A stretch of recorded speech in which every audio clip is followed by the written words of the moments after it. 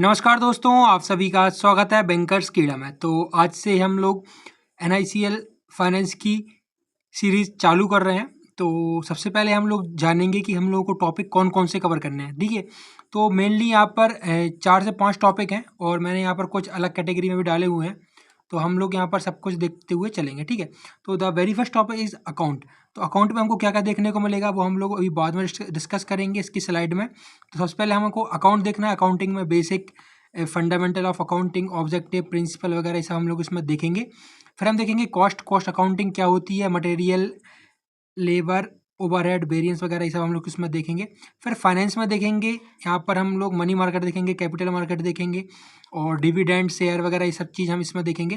फिर income tax में देखेंगे various heads of income. Basically यहाँ पर 5 हेड होते हैं इनकम टैक्स के। GST देखेंगे और TDS, TCS ये सब हम लोग यहाँ पर देखेंगे। इनपुट टैक्स क्रेडिट भी इसमें देखेंगे। ऑडिट में देखेंगे internal audit, external audit, compliance वगैरह, कंप्लायंस के रूल्स क्या-क्या होते हैं ये सब हम लोग इसमें देखेंगे। और अदर टॉपिक्स में क्या देखेंगे, डेरिवेटिव्स हो गया, म्यूचुअल फंड हो गया, इंश्योरेंस अकाउंटिंग हो गई। तो ये सब हम लोग इसमें देखते हुए चलेंगे, ठीक है? जो हम लोग का फर्स्ट टॉपिक है वो है हमारा अकाउंट, ठीक है? तो यहाँ पर अगर हम लोग मान के चलें तो ये हमारा है अकाउंट का टॉपिक। तो अकाउंट में हम लोग क्या-क्या पढ़ेंगे, ठीक है? तो बेसिकली यहाँ पर अकाउंटिंग के मैंने यहाँ पर पूरा फ्लो चार्ट बना के रखा हुआ है कि हम लोग अकाउंट में क्या-क्या पढ़ेंगे। तो देखिए अकाउंट में सबसे पहले हम लोग पढ़ेंगे फंडामेंटल ऑफ अकाउंटिंग।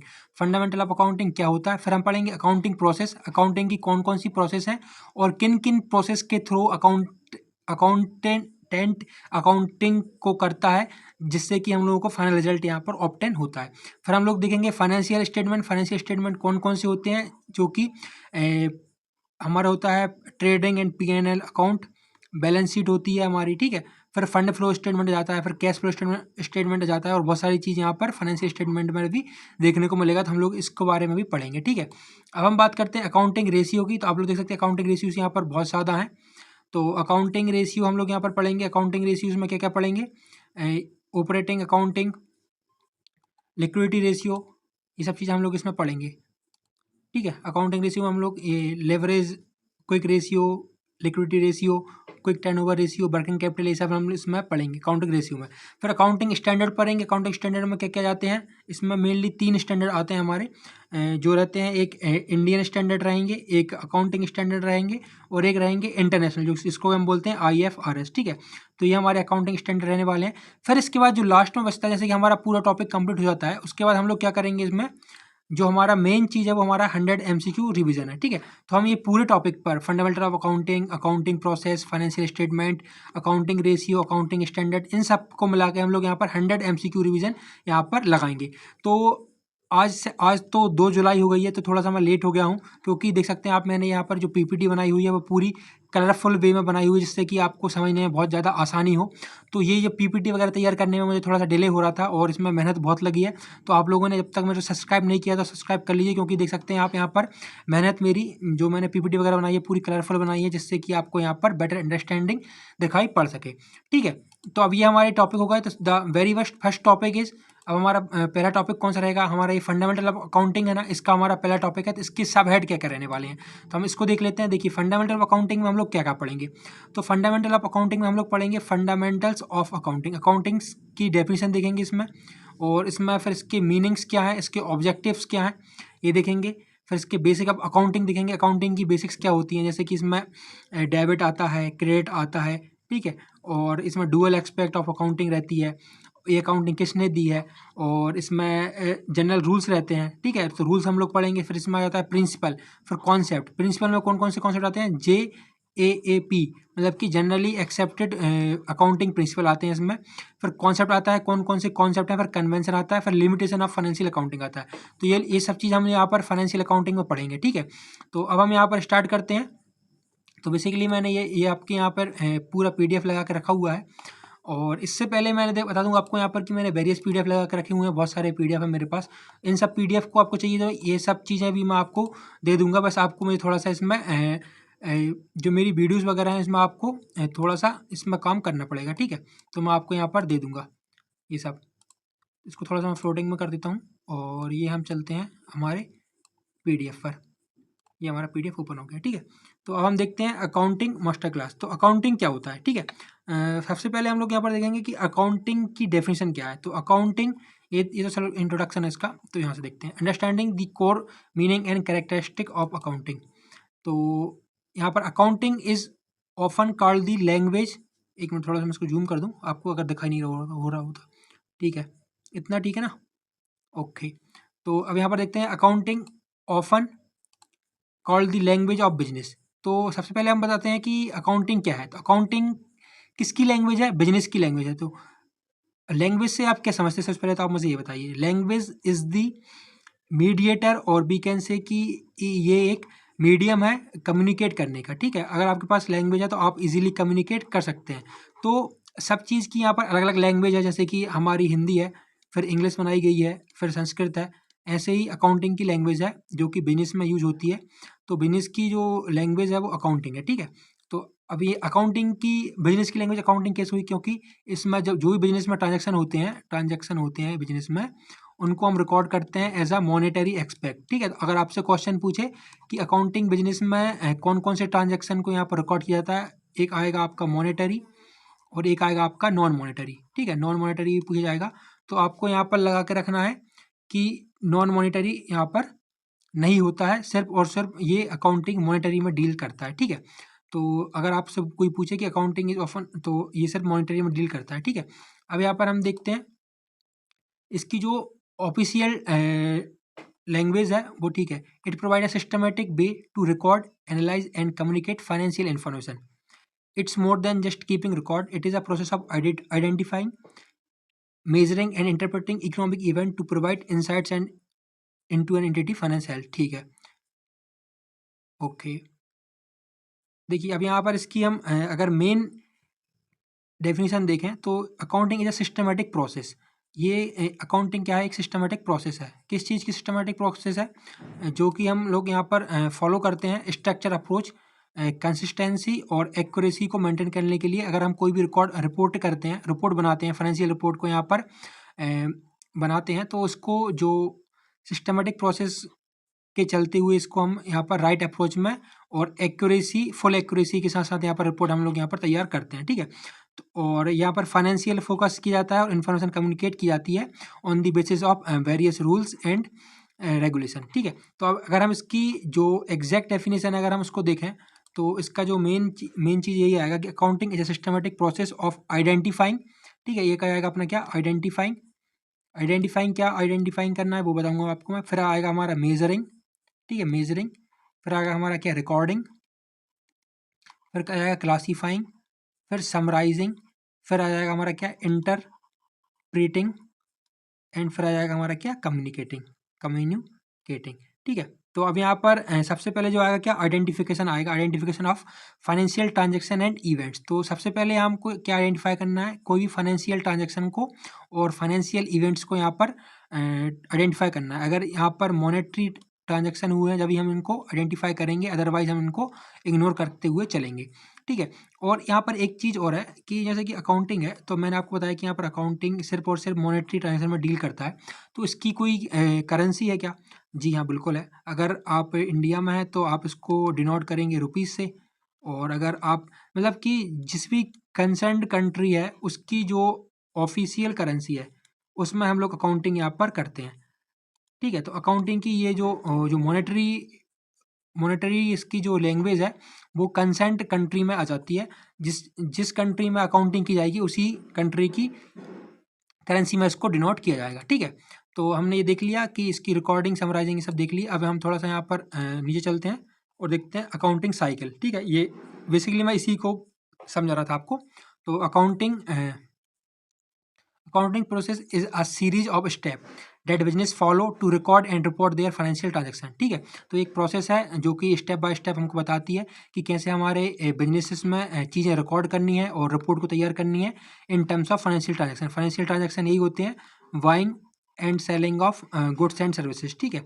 इसमें आप कोई सी भी आपकी बाइंग एंड सेलिंग हो सकती है, इसमें आपको गुड्स हो सकता है, सर्विसेज हो सकती हैं, और कोई भी यहाँ पर परचेजिंग हो सकती है, ठीक है, परचेसिंग ऑफ असेट्स, ये सब चीज़ें यहाँ पर हो सकती हैं। This cycle ensure that all financial activities are accurately captured and summarise. Leading to reliable financial statement. ठीक है, तो ये हमको बेसिकली यहाँ पर ट्रू वैल्यू देता है किसी भी रिपोर्ट की और फाइनेंशियल स्टेटमेंट की, जो कि समराइज करते हैं। ठीक है, अब हम यहाँ पर बात आती है आइडेंटिफिकेशन की। आपको ये देखिए, ये पूरे जो 6 पॉइंट लिखे हुए ना, आपको इनको याद रख चलना है। अगर आपको यहाँ पर क्वेश्चन पूछ लेता है डेफिनेशन करके कि जो अकाउंटिंग है वो किन एस्पेक्ट्स में डील करता है, तो आपको बताना पड़ेगा। यहाँ पर आइडेंटिफाई करता है, फिर रिकॉर्ड करता है, फिर यहाँ पर मेजरमेंट भी करता है। ठीक है, रिकॉर्डिंग करेगा, फिर क्लासीफाइंग करेगा, फिर समराइज करेगा, फिर एनालिसिस एंड इंटरप्रिटेशन करेगा। तो आपको ये पता रहना चाहिए। अब इसके बाद हम आइडेंटिफाई करता है, तो क्या करता है, identify financial transaction and events that impact in business. ठीक है, तो ये मैंने आपको बता दिया है। फिर क्या करेगा, ये मेजरमेंट करेगा। ठीक है, मेजरिंग दी आइडेंटिफाइड ट्रांजेक्शन, मतलब कि जो ट्रांजैक्शन हमने यहाँ पर आइडेंटिफाई किए हैं, उनमें जो क्वांटिटी ट्रांजैक्शन है जो मॉनेटरी टर्म्स में है कि नहीं। देखिए यहाँ पे लिखा हुआ है quantify these transaction in monetary terms. अगर ये मॉनेटरी टर्म्स में है जब तो ओके है, हम इनको रख लेंगे। अगर ये नॉन मॉनेटरी टर्म्स में है तो हम इनको इग्नोर कर देंगे और इनको नेग्लेक्ट करते हुए आगे बढ़ जाएंगे। ठीक है, जो जो हमारे काम के हम उनको रख लेंगे, बाकी इनको सबको नेग्लेक्ट कर देंगे। अब इसके बाद हमारा आता है क्या, क्लासीफाइंग। तो यहाँ पर क्लासीफाइंग, ये देखिए ये क्लासीफाइंग है, लेकिन इसका जो करेक्ट ऑर्डर है वो मैं आपको बता देता हूँ। सबसे पहले हमारा आएगा ये आइडेंटिफाई, ये आएगा हमारा फर्स्ट नंबर पर। ये आएगा हमारा फर्स्ट नंबर पर, आइडेंटिफाइंग करते हैं सबसे पहले। फिर हम करते हैं मेजरिंग, मेजरिंग के बाद हम करते हैं रिकॉर्डिंग। ठीक है, ये थर्ड नंबर पर जाएगा रिकॉर्डिंग।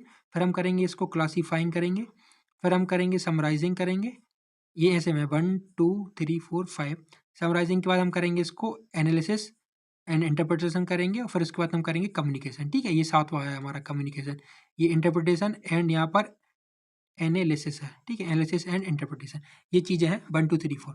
अब हम इसको वन बाय वन देख लेते हैं। तो मेजरमेंट तक हमने देख लिया था। अब हमारे पास आता है क्या, रिकॉर्डिंग। रिकॉर्डिंग हम किस चीज़ में करते हैं, journalise transaction chronologically in the books of account. तो आपने जनरल का, अगर आप लोगों ने बीकॉम और 11th या 12th की होगी कॉमर्स से, तो आपको पता होगा कि आपने यहाँ पर एक जर्नल का टर्म सुना होगा। ठीक है, जर्नल क्या होता है, बेसिकली हम यहाँ पर ट्रांजैक्शन को रिकॉर्ड करते हैं, जो भी अकाउंटिंग में होते हैं, वो भी किस में ऑर्डर में, क्रोनोलॉजिकली। क्रोनोलॉजिकली ऑर्डर मतलब कि यहाँ पर हम लोग इसको सीक्वेंस वाइज यहाँ पर अरेंज करते हैं। जैसे कि कोई भी ट्रांजैक्शन हुई, जैसे कि हमने परचेस ऑफ मटेरियल किया, फिर सेल ऑफ फर्नीचर किया, फिर हमने कोई बिल्डिंग को बाय किया, फिर हमने कोई रेंट को पे किया, फिर किसी सैलरी को पे किया। तो ये सब ट्रांजैक्शन जो भी रिकॉर्ड करेंगे ना, हम क्रोनोलॉजिकली ऑर्डर में करेंगे। ठीक है, तो ये आपको देखना है कि रिकॉर्डिंग हम जो करते हैं वो यहाँ पर होता है क्रोनोलॉजिकली ऑर्डर में। और ये सब चीज़ें हम किस में करते हैं, जनरल में करते हैं। जनरल क्या है, एक फाइनेंशियल इंस्ट्रूमेंट है अकाउंटिंग का। ठीक है, इसको थोड़ा सा मैं रीच कर देता हूँ, फिर थोड़ा सा हम आगे बढ़ते हैं। ठीक, अब हमारा क्या हो गया है, अब आ गया हमारा क्या, फोर्थ नंबर पर आएगा हमारा क्लासिफिकेशन। तो क्लासिफिकेशन हम किस में करते हैं, क्लासिफिकेशन हम करते हैं लेज़र में। लेज़र भी आपने सुना होगा, लेज़र। लेज़र में क्या होता है कि बेसिकली हम यहाँ पर ग्रुपिंग करते हैं। क्लासिफिकेशन मतलब ग्रुपिंग। तो ग्रुपिंग किन किन चीज़ों की करते हैं, जैसे कि अब इसमें वेरियस ऐड है। ठीक है, मैं आपके यहाँ पर दिखा देता हूँ कि कौन कौन से ऐड आएंगे आपके यहाँ पर। इसको थोड़ा सा मैं ये ब्लू कर लेता हूँ। अब ब्लू करने के बाद देखिए, अब यहाँ पर परचेज है, एक तो हमारा परचेज हो गया, एक हमारा सेल हो गया। ठीक है, सेल। और एक हमारा क्या हो गया, कोई एक्सपेंसेस हो गया। ठीक है, एक्सपेंसेस, अदर एक्सपेंसेस मान लेते हैं इनको हम, अदर एक्सपेंसेस। अब परचेज के जो कॉलम रहेंगे, अब परचेज में आपने यहाँ पर असेट भी परचेज किए होंगे। ठीक है, कुछ यहाँ पर आपने डेब्ट भी परचेज किया होगा। सेल में आपने कुछ असेट को सेल किए होंगे, कुछ आपने इंस्ट्रूमेंट को भी सेल किया होगा, या फिर क्रेडिट सेल हुई होगी। एक्सपेंसेस में आपने यहाँ पर रेंट को पे किया होगा, या फिर सैलरी सैलरी दी होगी।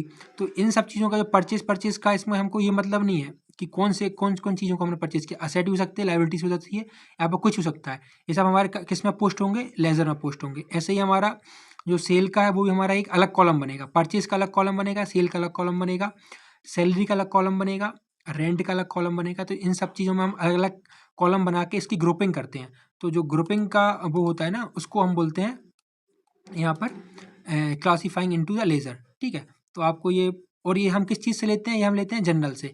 जनरल में हम जो भी ट्रांजैक्शन यहाँ पर पोस्ट करते हैं, उन सबको यहाँ पर उसी से रेफरेंस में उठाते हुए हम यहाँ पर इसको क्लासीफाई करते हैं लेज़र में। ठीक है, मैं अभी आपको दिखाऊंगा कि लेज़र कैसे बनाते हैं, जनरल कैसे बनाते हैं। अभी हम सिर्फ यहाँ पर बेसिक समराइज कर रहे हैं इसको, मतलब सिर्फ ओवरव्यू ले रहे हैं। कल की हम क्लास में इसमें देखेंगे कि इसको कैसे बनाते हैं प्रॉपर। अब यहाँ पर लिखा हुआ है post journal entries to ledger account systematic grouping, ठीक है। यहाँ पर आप देख सकते हैं, यहाँ पर सिस्टमेटिक ग्रुपिंग के थ्रू हम यहाँ पर लेजर में डालते हैं। अब 5th नंबर पे आता है समराइजिंग। समराइजेशन क्या है? तो समराइजेशन बेसिकली हम किस चीज़ में करते हैं, यहाँ पर करते हैं ट्रायल बैलेंस को प्रिपेयर करते हैं, ठीक है। ट्रायल बैलेंस आप लोग जानते होंगे, इसके 2 एस्पेक्ट होते हैं, एक होता है डेबिट और एक होता है क्रेडिट, ठीक है। इसके बारे में हम लोग बताएंगे क्योंकि अकाउंट जो बेस्ड है वो डुअल एस्पेक्ट पर बेस्ड है। डुअल एस्पेक्ट मतलब डेबिट और क्रेडिट पर, मतलब कि अगर किसी ट्रांजैक्शन का हम डेबिट करेंगे तो उतने ही सेम अमाउंट से हम लोग यहाँ पर क्रेडिट करेंगे। ये चीज़ें आपको याद रखनी पड़ेगी, इसी से एमसीक्यू बन जाते हैं हम लोग। हालांकि हम लोग यहाँ पर एमसीक्यू भी करेंगे, आप लोग एमसीक्यू की टेंशन मत लीजिएगा। हम लोग यहाँ पर 100 एमसीक्यू करेंगे, जब टॉपिक हमारा कवर हो जाएगा तो हम लोग यहाँ पर 100 एमसीक्यू करेंगे। और 100 एमसीक्यू के बाद जब आपका एग्ज़ाम नियर रहेगा तो उसके बाद हम लोग यहाँ पर करीब 500 एमसीक्यूज पर टॉपिक यहाँ पर करेंगे, ठीक है। तो आपको यहाँ पर टेंशन लेने की बिल्कुल ज़रूरत नहीं है, बस जो मैं पढ़ा रहा हूँ सिस्टमेटिक वे में पढ़ते जाइए। आपका यहाँ पर फाइनेंस का जो भी रहेगा वो सारा चीज़ यहाँ पर क्लियर हो जाएगी फाइनेंस से रिलेटेड, ठीक है। मैं आपको एमसीक्यू भी कराऊंगा और प्रॉपर माइंड मैप्स भी दूंगा, पीडीएफ वगैरह सब आपको यहाँ पर प्रोवाइड करा दूंगा, ठीक है। तो आपको किसी भी चीज़ की टेंशन नहीं लेनी है, सिर्फ आपको पढ़ना है, टाइम निकालना है सिर्फ आपको 1 hour extra for the finance. बस आप बाकी आप सब कुछ आप मुझे टाइम दीजिए, बाकी आप सब कुछ मुझ पर छोड़ दीजिए। अब यहाँ पर हम बात करते हैं ये समराइजेशन का किस किस चीज़ में करते हैं। तो ट्रायल बैलेंस हमको यहाँ पर प्रिपेयर करते हैं, फिर इनकम स्टेटमेंट हम प्रिपेयर करते हैं। तो इनकम स्टेटमेंट क्या क्या होते हैं, सबसे पहले आपको ये पता होना चाहिए। अगर आप लोगों से क्वेश्चन पूछ ले एमसीक्यू बेस में कि विच ऑफ द फॉलोइंग और द इनकम स्टेटमेंट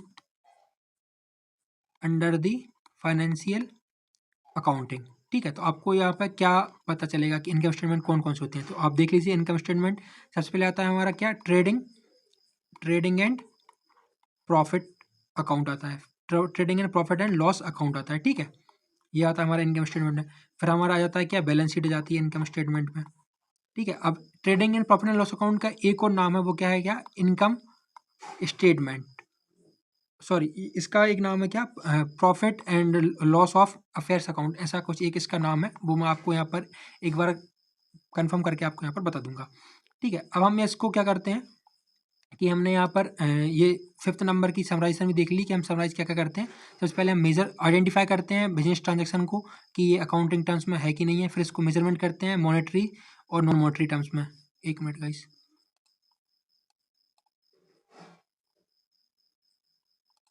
कि थोड़ा सा वो चला गया है, मैं इसको फिर से ओपन कर देता हूँ।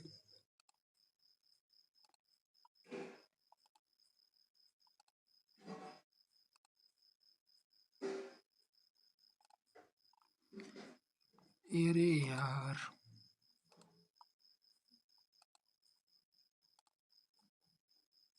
पता नहीं कैसे बैक हो गए,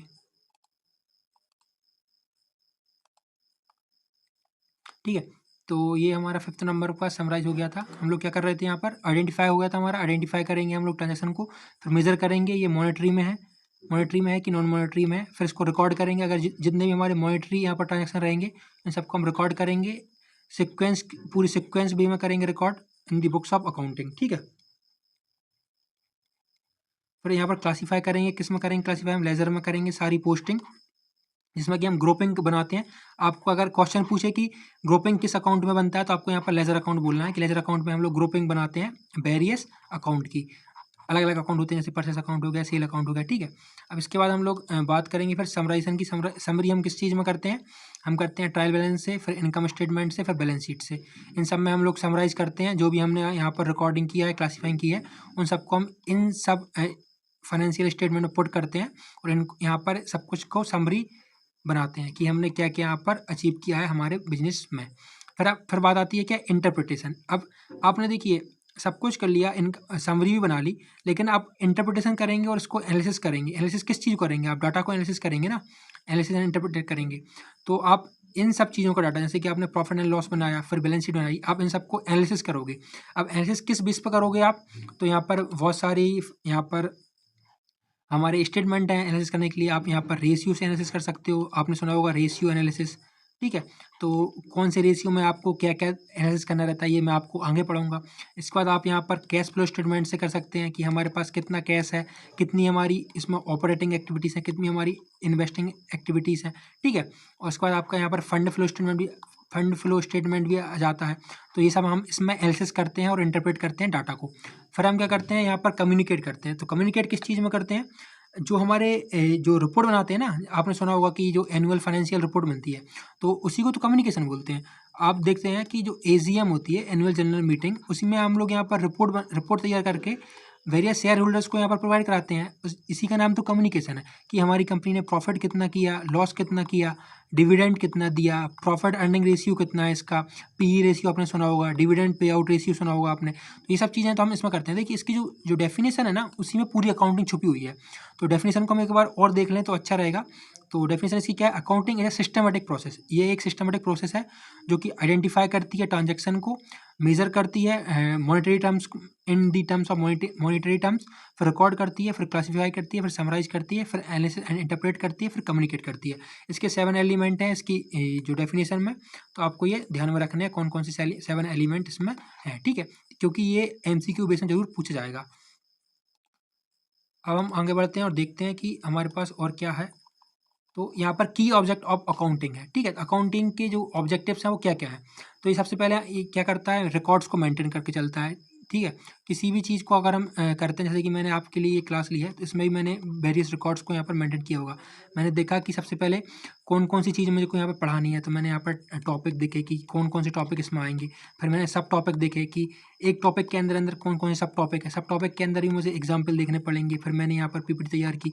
तो ये रिकॉर्ड्स को मेंटेन करना है, ठीक है। अब इसके बाद मैंने पीडीएफ तैयार किए होंगे, तो ये पीडीएफ मैं इनको रिकॉर्ड करूँगा ना, जब भी तो मैं आपको दे पाऊंगा। तो ये मेंटेन रिकॉर्ड करता है। देखिए systematic record keeping of all financial transaction ensures accuracy and completeness. तो जो भी फाइनेंशियल ट्रांजैक्शन होते हैं उनकी सिस्टमेटिक रिकॉर्डिंग करता है, बुक कीपिंग करके, और एक्यूरेसी को मेंटेन करता है, ठीक है, क्योंकि इसमें प्रॉफिट एंड लॉस का सवाल रहता है। अब यहाँ पर सेकंड ऑब्जेक्टिव क्या है, डिटरमिनिंग प्रॉफिट और लॉस। तो ये प्रॉफिट और लॉस को डिटरमाइन करता है कि हमारी जो फर्म है उसको प्रॉफिट हुआ है कि लॉस हुआ है। तो आपको ये ऑब्जेक्टिव याद रखने हैं, या इसके 5 ऑब्जेक्टिव हैं। तो ये एग्जाम में पूछे जा सकते हैं कि which of the following is are the not objective of the accounting. तो ये सब आपको यहाँ पर देखते हैं। देखिए मोटा मोटा है, आप इसको इजीली याद कर सकते हैं। सबसे पहले रिकॉर्ड करता है, फिर प्रॉफिट एंड लॉस को बताता है कि हमको प्रॉफिट हुआ है कि लॉस हुआ है। फिर क्या करता है, assessing financial position. Financial position मतलब कि प्रीवियस ईयर अगर हमको 200 करोड़ का प्रॉफिट हुआ था, तो इस ईयर हमको अगर 300 करोड़ का लॉस हो गया है, तो हमारी फाइनेंशियल पोजीशन यहाँ पर नीचे चली गई है। तो किन कारणों से गई है, तो ये भी हमको बताता है। Create balance sheet to show assets, liabilities and equity. मतलब कि हमारे असेट हमने ज़्यादा खर्च कर लिए, कि हमने डेब्ट मतलब कि कर्जा ज़्यादा ले लिया, डेब्ट बढ़ा लिया, जिससे कि हमको लॉस हो गया। तो ये सब इसमें असेस करने में हमको मदद करता है। फिर फैसिलिटिंग मैनेजमेंट। तो अगर आप प्रॉपर डाटा देंगे, यहाँ पर बताएंगे कि मुझे प्रॉफिट हुआ है कि लॉस हुआ है, तो ये मैनेजमेंट को हेल्प करेगा कि नहीं करेगा। अगर इसमें प्रॉफिट हुआ है तो प्रॉफिट बताएगा कि मुझे वापस किस चीज़ में इन्वेस्टमेंट करना है, जिससे कि हमारी जो फर्म है उसका प्रॉफिट और बढ़ जाएगा। अगर लॉस हुआ है तो जो रिकॉर्ड किए हैं हमने, मेंटेनिंग रिकॉर्ड की है, प्रॉफिट और लॉस को डिटरमाइन किया है, फिर फाइनेंशियल पोजीशन को हमने यहाँ पर कैलकुलेट किया है, तो देखेंगे कि हमको लॉस किस वजह से हुआ है। तो उस चीज़ को हम लोग यहाँ पर दोबारा नहीं करेंगे, जिससे कि हमको मैनेजमेंट को यहाँ पर हेल्प होगी डिसीजन लेने में, ठीक है। तो ये डिसीजन मेकिंग में भी यहाँ पर बहुत ज़्यादा काम आता है। देख सकते हैं यहाँ पे provide timely and relevant information for planning controlling decision, ठीक है। इसको आप ऐसे याद रख सकते हैं PCD। ये प्लानिंग करने में, कंट्रोलिंग करने में और डिसीजन मेकिंग में बहुत ज़्यादा हेल्पफुल होते हैं, किसके, मैनेजमेंट के। फिर इन्फॉर्मेशन टू यूजर्स। तो यूजर्स के लिए क्या क्या इन्फॉर्मेशन है, communicating financial data to various stakeholder both internal and external. तो अब यहाँ पर देख लेते हैं हम यूजर्स कौन कौन से होते हैं। यूजर्स 2 टाइप्स के होते हैं, एक होते हैं इंटरनल और एक होते हैं एक्सटर्नल। और अब यहाँ पर फैसिलिटिंग मैनेजमेंट हो गया हमारा, इन्फॉर्मेशन टू यूजर हो गया, और protecting asset, implementing internal control and safeguard to prevent misuse और लॉस ऑफ बिजनेस एसेट। तो बेसिकली यहाँ पर जो एसेट कैसे प्रोटेक्ट करता है, आपने अगर डिप्रिसिएशन का नाम सुना होगा, अगर आप पहले कॉमर्स बैकग्राउंड से रहे होंगे, तो यहाँ पर जो डिप्रिसिएशन लगाते हैं हम, उन्हीं से हम एसेट को यहाँ पर प्रोटेक्ट करते हैं। जैसे कि अगर हमने मशीनरी परचेज की, मान लीजिए 50,000 की, तो इसकी जो लाइफ स्पैन हम बताएंगे, या फिर 5 ईयर बताएंगे, या फिर 10 ईयर बताएंगे, ठीक है। तो हर साल इसके लिए हम लोग यहाँ पर डिप्रिसिएशन लगाएंगे। बेसिकली यहाँ पर 10% का लगाते हैं जनरली। तो यहाँ पर आप 5,000 हर साल इसको डिप्रिसिएट करेंगे, जब तक कि ये 10 साल तक 50,000 यहाँ पर नहीं हो जाएगा। तो 50,000 बाद आपके यहाँ पर न्यू मशीनरी आप यहाँ पर क्लेम कर सकते हैं। तो इससे आपका असेट प्रोटेक्ट होता है और फ्यूचर लॉस से आपको ये बचाता है, ठीक है। अकाउंटिंग का मेन प्रिंसिपल यही है कि आपको अपने प्रॉफिट के बारे में नहीं सोचना है, ठीक है। प्रॉफिट तो आएगा जाएगा, बट आपको अपने लॉस को फिक्स करना है। लॉस को कैसे फिक्स कर सकते हैं उनके बारे में आपको सोचना है कि मुझे कहाँ कहाँ लॉस हो सकता है। आपको पता है कि मुझे 10 साल बाद मेरी मशीन ख़राब हो जाएगी, तो आप उसके लिए पहले से ही डिप्रिसिएशन अकाउंट बना कर चलते हैं कि 10 साल बाद मैं इस पैसे से अपनी मशीन को दोबारा न्यू बना सकता हूँ, ठीक है। तो आपको इसमें प्रॉफिट के बारे में नहीं सोचना है, प्रॉफिट तो आएगा जाएगा, लेकिन आपको अपनी लॉस को फिक्स करके चलना है। अब हम बात करते हैं यहाँ पर यूजर्स की। अब यहाँ पर देखते हैं लिमिटेशन ऑफ अकाउंटिंग की, फिर ठीक है, फिर उसके बाद देखेंगे हम यूजर्स की। एक मिनट जरा मैं इसको थोड़ा सा वो कर लूँ साइलेंट पर, बार बार नोटिफिकेशन आ रहे हैं। अकाउंटिंग प्रोसेस हो गई, इसके बाद हमारी क्या थी, ब्रांच। ठीक है, मैं आपको एक चीज़ बताना भूल गया, यहाँ पर देख लीजिए, यहाँ पर बता देता हूँ। Branch of accounting, accounting mainly यहाँ पर सिर्फ और सिर्फ एक अकाउंटिंग नहीं है, यहाँ पर 3 अकाउंटिंग है, जो कि मैंने आपको पहले ही बताया हुआ है। तो मैं आपको यहाँ पर एक बार फिर से बता देता हूँ कि कौन कौन सी अकाउंटिंग है यहाँ पर। एक है हमारी फाइनेंशियल अकाउंटिंग, जो कि मैं आपसे पहले भी यहाँ पर कर चुका हूँ, फाइनेंशियल अकाउंटिंग, ठीक है। फिर एक हमारी है कॉस्ट अकाउंटिंग, जो कि हम इसकी नेक्स्ट टॉपिक में पढ़ेंगे, कॉस्ट अकाउंटिंग है। और फिर थर्ड वन है हमारी मैनेजमेंट अकाउंटिंग, ठीक है। ये हमारी 3 अकाउंटिंग है। आप इसको, अगर इसका क्वेश्चन आता है तो आप इसको लगा सकते हैं। फर्स्ट हमारी फाइनेंशियल अकाउंटिंग, फिर है कॉस्ट अकाउंटिंग, फिर है हमारी मैनेजमेंट अकाउंटिंग, ठीक है। फाइनेंशियल अकाउंटिंग में क्या होता है, ये एक ब्रांच है अकाउंटिंग की, जो कि रिकॉर्ड करती है फाइनेंशियल ट्रांजैक्शन को, इवेंट्स को, और समराइज करती है। बेसिकली ये फाइनेंशियल अकाउंटिंग अभी हमने इसका पढ़ लिया है पूरा, डेफिनेशन देखिए हमने, समराइज करती है, रिकॉर्डिंग करती है, एनालिसिस करती है। तो ये इसको तो आपने, मैंने अभी पढ़ा दिया है। फिर कॉस्ट अकाउंटिंग हम लोग नेक्स्ट टॉपिक में पढ़ेंगे। कॉस्ट अकाउंटिंग ये भी एक ब्रांच है अकाउंटिंग की, जो कि असेट मतलब कैलकुलेट करती है cost of the product, operation cost बताती है, एक्टिविटी बताती है, और कॉस्ट को कैसे कंट्रोल करते हैं इसके बारे में ये जानकारी देती है, ठीक है। तो इसके बारे में मैं थोड़ा सा ओवरव्यू दे रहा हूँ आपको। फिर मैनेजमेंट अकाउंटिंग क्या करती है, ये भी अकाउंटिंग की ब्रांच है, जो कि जनरली इंफॉर्मेशन के बेस्ड पर यहाँ पर डिसीजन लेती है कि हमको कौन से प्रोजेक्ट में इन्वेस्ट करना है, कौन सी पॉलिसी यहाँ पर इम्प्लीमेंट करनी है, कौन से रूल्स एंड रेगुलेशन यहाँ पर अप्लाई करने हैं, जिससे कि हमारी बटन की जो सर्वाइवल है, जो ऑर्गेनाइजेशन की सर्वाइवल ग्रोथ है, वो यहाँ पर कंसिस्टेंटली ग्रो होते रहे, ठीक है, with the maximization of profit. तो profit is the ultimate goal of everyone और एवरी कंपनी। तो दैट्स वाई यहाँ पर मैनेजमेंट अकाउंटिंग को यहाँ पर इंप्लीमेंट किया गया है। कॉस्ट अकाउंटिंग और फाइनेंशियल अकाउंटिंग अपने अपने लेवल पर सही थी, तो मैनेजमेंट अकाउंटिंग को इसलिए यहाँ पर इंप्लीमेंट किया गया है, जिससे कि हम लोग यहाँ पर वेरियस इन्फॉर्मेशन का डाटा कलेक्ट करके एक हेल्पफुल डिसीजन ले सकें, जो कि हमारे फ्यूचर सर्वाइवल ऑफ ग्रोथ के लिए काम आए, ठीक है। तो ये थोड़ा सा मैं लैग कर रहा था, इसलिए मैंने आपको यहाँ पर बीच में स्टॉप करके बता दिया, ठीक है। ऑब्जेक्टिव हमने देख लिया, अब लिमिटेशन देखते हैं। लिमिटेशन क्या है इसके, accounting is not fully exact. तो सबसे पहले आप देख, ये आप पढ़ लीजिएगा, while accounting provides invaluable insights, it's essential to understand its inherit and limitation, ठीक है। तो ये ठीक है, इसको आप देख लीजिए। अब नॉट फुल्ली एग्जैक्ट का मतलब क्या है, अकाउंट अभी आपने बोला कि भाई अकाउंटिंग मॉनेटरी टर्म्स में यहाँ पर एक्सप्रेस की जाती है, इसमें नॉन मॉनेटरी टर्म्स को यहाँ पर इग्नोर कर दिया जाता है। फिर यहाँ पर ये फुल्ली एग्जैक्ट मतलब कि ये थोड़ा सा बयास है क्या, मतलब कि इसमें एरर्स होते हैं क्या। देखिए कोई भी चीज़ हो, आप वर्ल्ड में देख लीजिए, कहीं भी देख लीजिए, आपको यहाँ पर एरर तो मिलेंगे। आप एज अ ह्यूमन इसमें काम कर रहे हैं, एज अ आपने ह्यूमन ने इसको डेवलप किया है, तो इसमें एरर होना स्वाभाविक है, ठीक है। तो यहाँ पर बताया गया है कि accounting involves estimates and judgement. Accounting जो भी काम करती है वो पूरे एस्टिमेशन पर करती है और जजमेंट पर करती है। इसमें कोई भी कुछ भी चीज़ यहाँ पर फुल्ली एक्यूरेट नहीं होती है। हम यहाँ पर बोल सकते हैं कि 95% आपको एक्यूरेसी मिल जाएगी, बट यहाँ पर 100% एक्यूरेसी कोई भी क्लेम नहीं करता है, making it less precise than pure science. Example include depreciation calculation और बैड डेट प्रोविजन, ठीक है। अब यहाँ पर एग्जांपल दिया हुआ है, तो मैं थोड़ा सा इसको समझाता हूँ कि जो डिप्रिसिएशन कैलकुलेशन यहाँ पर बताई गई है। अब देखिए इसमें डिप्रिसिएशन भी अगर हम कैलकुलेट करेंगे तो इसमें भी 2 टाइप्स की मेथड्स होती हैं, जिसको हम आगे यहाँ पर पढ़ेंगे कल के लेक्चर में, ठीक है। तो डिप्रिसिएशन कौन कौन सी मेथड होती है, एक होती है हमारी रिटर्न डाउन वैल्यू मेथड, और एक होती है हमारी क्या, स्ट्रेट लाइन मेथड। तो अगर आप डिप्रिसिएशन को रिटर्न डाउन वैल्यू मेथड से लगाएंगे तो ये आपका कुछ अलग डिप्रिसिएशन निकाल के देगा at the end of the year, और अगर आप स्ट्रेट लाइन मेथड से निकालेंगे इसको, तो ये आपकी अलग अलग वैल्यू यहाँ पर दिखाई पड़ेगा। अब यहाँ पर मान लीजिए एक कंपनी ए है और एक कंपनी बी है, ठीक है। इनकी सेम मशीन इनने परचेज़ की है 50,000 की, दोनों ने। अब एक कंपनी मान लीजिए यहाँ पर डिप्रिसिएशन लगाती है रिटर्न डाउन वैल्यू मेथड से, फर्स्ट वाली वैल्यू इसमें लगाती है, और ये वाली कंपनी लगाती है सेकंड वाली मेथड से। तो अब दोनों कंपनी का जो लास्ट में डिप्रिसिएशन अमाउंट आएगा ना, वो यहाँ पर क्या आएगा, डिफरेंट आएगा, कंपनी ए का अलग कुछ और आएगा, कंपनी बी का कुछ और आएगा। इसलिए इसने बोला है कि नॉट फुल्ली एग्जैक्ट। इसमें आपको यहाँ पर ध्यान देना पड़ेगा कि कौन सी मेथड से आप इसमें काम करना चाहते हैं, इसलिए। बाकी इसमें एग्जैक्ट तो रहता है, बस इसमें कंपेयर करके बताया कि अगर आप अलग अलग मेथड को फॉलो करेंगे, जैसे कि मान लीजिए एक ही कंपनी है, ए ही कंपनी है, इसने first year, second year, third year हो गया, चलिए ठीक है, यहाँ पर सेकेंड ईयर कर देता हूँ। तो फर्स्ट ईयर इसने मान लीजिए रिटर्न डाउन वैल्यू मेथड से किया, ठीक है, रिटर्न वाली मेथड से किया। सेकंड ईयर इसने कर लिया स्ट्रेट वाली मेथड से, फिर कर लिया रिटर्न डाउन वाली मेथड से। तो जो इसकी जो लास्ट में जो अमाउंट निकल के आएगा ना, वो हर साल यहाँ पर डिफरेंट अमाउंट निकल के आएगा, इसलिए इसको बोला गया है कि नॉट फुल्ली एग्जैक्ट। बाकी ऐसा कुछ उसमें नहीं है कि आपको यहाँ पर ये पूरी जो कैलकुलेशन है वो बेकार देता है, ऐसा कुछ नहीं है। इसका जो समझाने का तरीका है वो अलग है, कि जो आप अलग अलग मेथड्स लगाएंगे तो अलग अलग यहाँ पर अमाउंट आपको निकल कर आएगा। अब यहाँ पर बोलते हैं क्या, अनरियलिस्टिक इन्फॉर्मेशन। तो अनरियलिस्टिक इन्फॉर्मेशन क्यों रहती है, देखिए इसमें इसलिए बोला गया है कि ये बेस्ड होता है पास्ट और फ्यूचर की बेस पे। भाई प्रेजेंट तो कोई भी एज्यूम नहीं कर सकता ना, अगर आपका पास्ट अच्छा है तो जरूरी नहीं है कि आपका यहाँ पर फ्यूचर भी सिक्योर होगा, ठीक है। जैसे कि अगर आपके पास 1 लाख रुपए हैं, जरूरी नहीं है कि आपके पास ये 1 लाख हो सकता है ये 2 लाख हो जाए, हो सकता है यहाँ पर आपके पास 10,000 बचे, ड्यू टू सम आपका अगर कुछ हेल्थ इशू हो गई तो आपको यहाँ पर पैसा चला जाएगा, अगर आपने यहाँ पर कुछ इन्वेस्ट कर दिया तो आपको यहाँ पर 2 लाख हो जाएगा।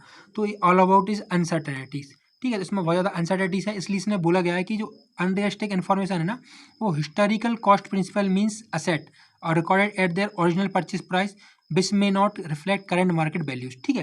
तो जो मैंने समझाया आपको, ये वही चीज़ यहाँ पर कह रहा है। अब क्या बोलता है, इग्नोर्स क्वालिटेटिव एलिमेंट्स। तो ये मैंने आपको पहले ही बता दिया है कि इसमें सिर्फ क्वांटिटेटिव एलिमेंट्स को यहाँ पर रिकॉर्ड किया जाता है, जो कि मॉनेटरी टर्म्स में हम लोग इसको रिकॉर्ड करते हैं। तो देख सकते हैं यहाँ पर factor like management quality, employee morale, brand reputation, इन सब चीज़ों को यहाँ पर नहीं इंक्लूड किया जाता। क्वालिटेटिव एलिमेंट्स का मतलब यही है कि इसकी गुडविल तो यहाँ पर करते हैं, इसकी जो ब्रांड वैल्यू कितनी है, इसके जो एम्प्लॉय हैं वो कितने सेटिस्फाई हैं विद दी मैनेजमेंट, ठीक है। इसके रूल्स और रेगुलेशन इन सबको यहाँ पर इग्नोर करके चलते हैं। फिर यहाँ पर इग्नोर प्राइस लेवल चेंजेस। अगर इन्फ्लेशन आ रही है, डिफ्लेशन आ रही है, इसको इससे कोई मतलब नहीं है। आपने अपनी बैलेंस शीट बना दी, लास्ट में आपकी बैलेंस शीट टैली हो गई, आपने प्रॉफिट देख लिया, लॉस देख लिया, बस इसका काम यही है। आपको कितनी इन्फ्लेशन हो रही है, कितनी डिफ्लेशन हो रही है, ये इसका काम बिल्कुल भी नहीं है। फिर विंडो ड्रेसिंग मतलब business might manipulate financial record with legal boundaries to present a moral favour, ठीक है। अगर आपको लॉस हो रहा है तो आप यहाँ पर इसको थोड़ा सा विंडो ड्रेसिंग करके इसको प्रॉफिट में भी दिखा सकते हैं। इसकी ये दूसरी चीज़ है, इसको हम बाद में एड ऑन करेंगे, ठीक है। अब हम देखते हैं हु यूजेस अकाउंटिंग इन्फॉर्मेशन। हमने यहाँ पर भी पढ़ा था कि 2 यूजर्स होते हैं, एक होता है क्या इंटरनल यूजर्स और एक होता है क्या एक्सटर्नल यूजर। तो इंटरनल यूजर कौन कौन से हैं और एक्सटर्नल यूजर कौन कौन से हैं वो हम यहाँ पर बताएंगे। तो जो इंटरनल यूजर है, ठीक है, इसके बाद हमारा क्या आएगा, फाउंडेशन टर्म्स एंड अकाउंटिंग, ठीक। जो हमारे इंटरनल यूजर हैं वो हम कौन कौन से हैं, यहाँ पर ओनर्स हैं, देख सकते हैं आप यहाँ पर ओनर्स, मैनेजमेंट और एम्प्लॉयज़ एंड वर्कर्स।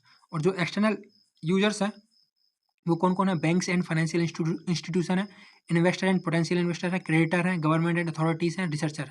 तो बेसिकली जो अकाउंटिंग इन्फॉर्मेशन है ना, दोनों के लिए यहाँ पर इंपॉर्टेंट है। आपको यहाँ पर क्वेश्चन पूछ सकता है कि इंटरनल यूजर्स कौन कौन से हैं और एक्सटर्नल यूजर्स कौन कौन से हैं अकाउंटिंग में। तो इंटरनल यूजर्स जो है जो कंपनी को रन करते हैं, ठीक है। जैसे कि अगर आप अपना खुद का बिजनेस खोलेंगे तो आप उसके खुद के ओनर होंगे, ओनर के बाद आप किसी को मैनेज करने के लिए एक मैनेजर को रखेंगे, फिर आप किसी एम्प्लॉय को सैलरी देंगे, फिर इसमें वर्कर्स रहेंगे। तो ये कौन होगा, इंटरनल होगा, मतलब कि आपने कंपनी खोली और उसके अंदर कौन कौन काम कर रहा है वो हमारे इंटरनल यूजर्स आ गए, ठीक है।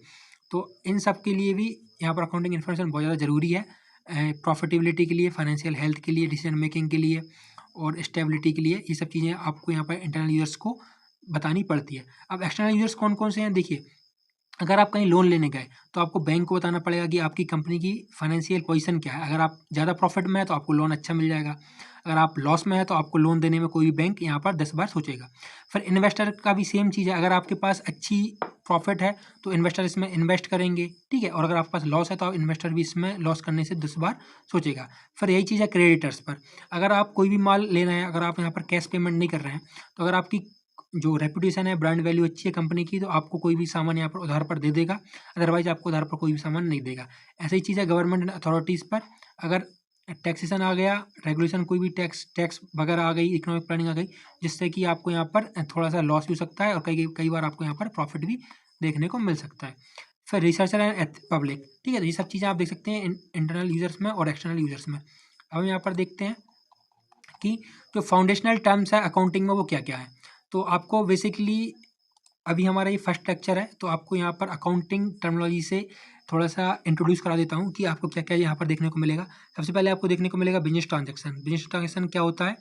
जो buying and selling of goods and services होती हैं। देखिए, it is a economic event between two parties involving the exchange of goods और services measurable in monetary terms. तो जहाँ पर यहाँ पर जो मनी की बात होती है किसमें?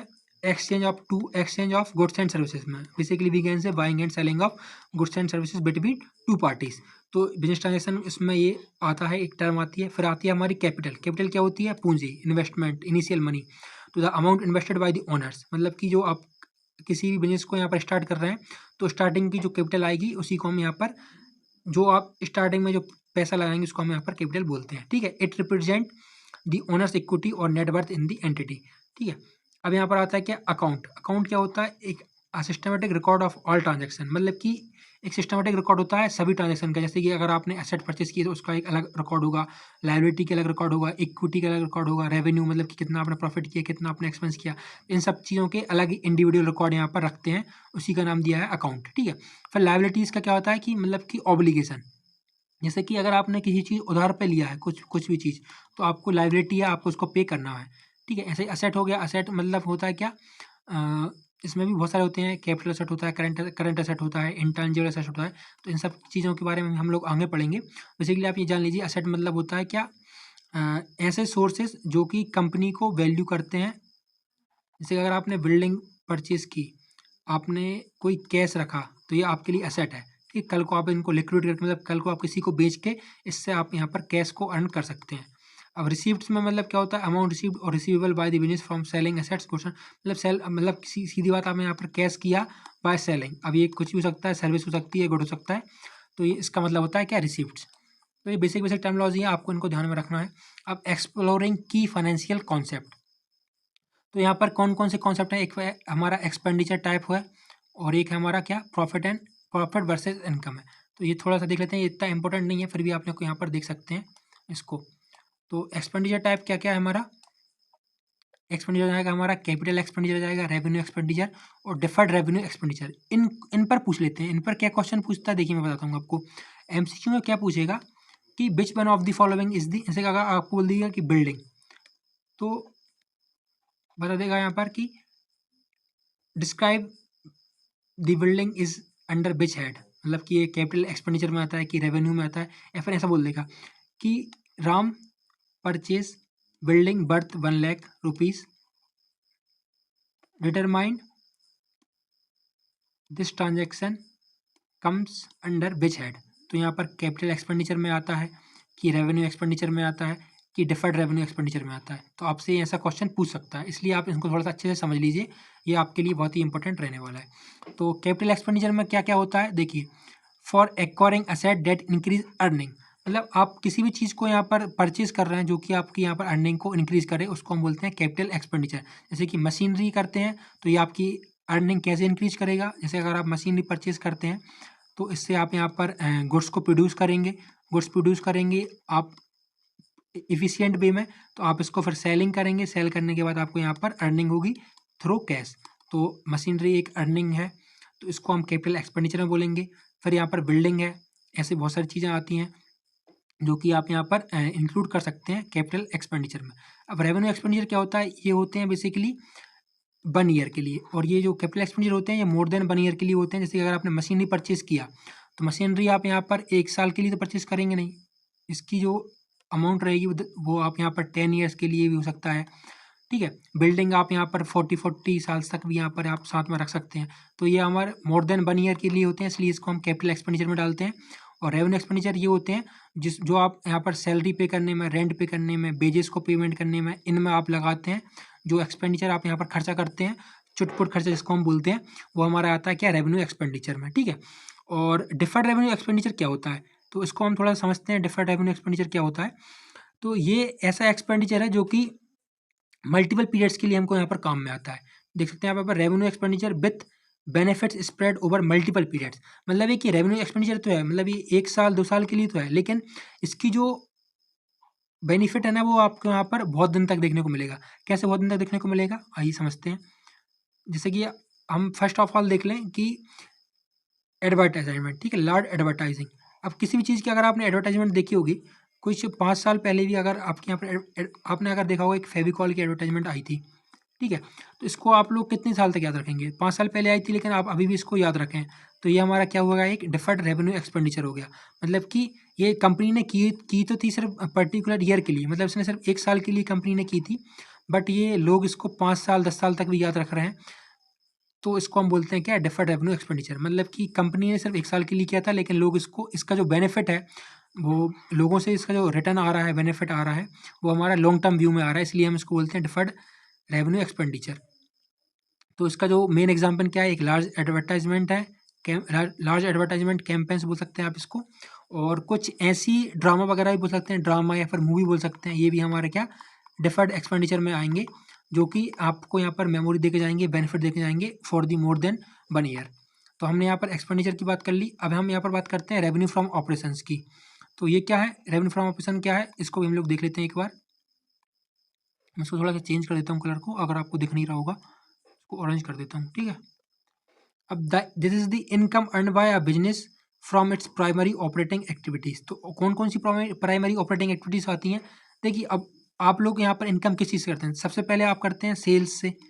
आप किसी प्रोडक्ट को सेल्स करेंगे तो आपसे इसकी इनकम होगी, ठीक है। फिर आप कोई भी सर्विस यहाँ पर दे सकते हैं, सर्विस यहाँ पर दे सकते हैं। फिर अगर आपके पास मशीन है एक, ठीक है, आपके पास अगर दो या तीन से ज़्यादा मशीन है, तो आप किसी एक मशीन को यहाँ पर रेंट से दे सकते हैं, तो ये हमारी एक सर्विस हो गई। तो आप यहाँ पर वेरियस चीज़ों से यहाँ पर इनकम करते हैं। आप यहाँ पर शेयर मार्केट से इनकम कर सकते हैं, आपके शेयर यहाँ पर बढ़ गए हैं तो आप इससे भी रेवेन्यू कर सकते हैं इन दी फॉर्म ऑफ डिविडेंड। तो इसी को हम बोलते हैं क्या, रेवेन्यू फ्रॉम ऑपरेशन। जो मेन यहाँ पर ऑपरेशन है, आप उनसे पैसे कैसे कमा सकते हैं। It also include interest and dividend receive, ठीक है। तो ये सब चीज़ें हैं रेवेन्यू फ्रॉम ऑपरेशन में। अब हम यहाँ पर बात करते हैं क्या, प्रॉफिट वर्सेस इनकम में। तो while often use interchangeably there is a distinction, ठीक है। प्रॉफिट और इनकम में क्या डिफरेंस है? तो प्रॉफिट बेसिकली आप यहाँ पर अपने ऑल एक्सपेंसेस को हटा के, जितने भी आपके यहाँ पर एक्सपेंसेस हुए हैं, मतलब जितने भी आपके खर्चे हुए हैं, उन सब के बाद अगर आपके पास कुछ अमाउंट बचता है तो उसको हम बोलते हैं प्रॉफिट। और इनकम क्या बोलते हैं, जैसे कि आपने कोई भी चीज़ सेल की, उससे आपको पैसा आया। जैसे कि आपने इसको बनाया कितने, 10 रुपये में, और आपने इसको सेल किया 20 रुपये में, जो 10 रुपये आई वो आपकी क्या आई, इनकम आई, ठीक है, इनकम हुई है आपकी। अब इससे हमें नहीं पता कि ओवरऑल बड़ी पिक्चर में क्या हो रहा है, बड़ी पिक्चर में आपको हो सकता है लॉस हो जाए, लेकिन हमको इससे कोई मतलब नहीं है, इनकम हमारी यही देखी जाएगी, ठीक है। तो बेसिकली इसका यही कहना है। अब स्टॉक और इन्वेंट्री क्या होती है, ये आपको पता ही है कि गुड्स जो कि डला रहता है हमारे पास, उसी को हम स्टॉक और इन्वेंट्री बोलते हैं। डिस्काउंट क्या है, डिस्काउंट समझाने की आप जरूरत है नहीं है। डिस्काउंट आपको पता ही है कि डिस्काउंट क्या क्या होते हैं, बस आप इसकी जो वो है, एक होता है हमारा ट्रेड डिस्काउंट, एक होता है हमारा कैश डिस्काउंट। ट्रेड डिस्काउंट क्या होता है, बेसिकली अगर आप कोई भी चीज़ बल्क में परचेज करते हैं तो आपको उसमें थोड़ा सा ऑफर मिल जाता है, आपको उसको डिस्काउंट मिल जाता है। और कैश डिस्काउंट क्या होता है, जैसे कि आप अगर गाड़ी लेने जाते हैं, अगर आप कैश में परचेज करते हैं तो आपको यहाँ पर 2 या 3 हज़ार का कोई भी डिस्काउंट दे देता है। तो ये जनरल चीज़ें हैं, इनको समझाने की कोई ज़रूरत नहीं है। हम बात ये थी, ठीक है, आज के लिए हमारा इतना ही था। इसके बाद हम लोग कल क्या पढ़ेंगे वो मैं आपको थोड़ा सा ब्रीफ कर देता हूँ। कल हम देखेंगे अकाउंट, एक हम देखेंगे लेज़र। लेज़र का जो फोर्थ परफॉर्मर रहता है वो कैसा दिखता है, लेज़र।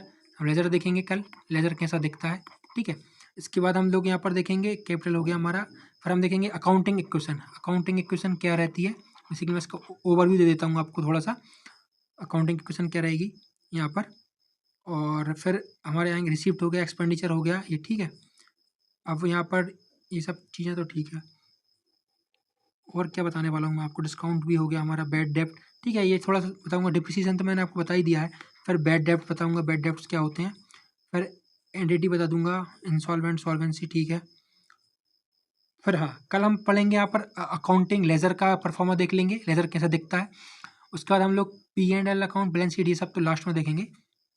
हम यहाँ पर कल करेंगे प्रिंसिपल्स, कौन कौन से अकाउंटिंग प्रिंसिपल्स हैं। फिर इसके बाद हम करेंगे कॉन्सेप्ट एंड कन्वेंसन।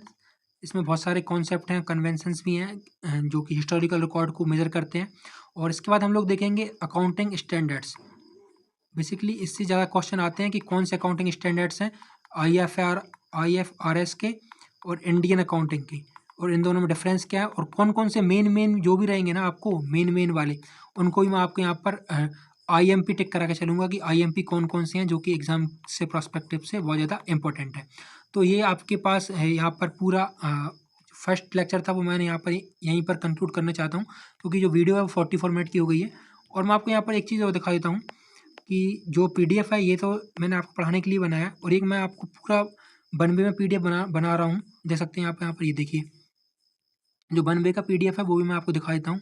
ये देखिए जो पूरा कलरफुल PDF रहने वाला है, और ये सब PDF मैं आपको दूंगा, तो आप लोग यहाँ पर कर सकते हैं।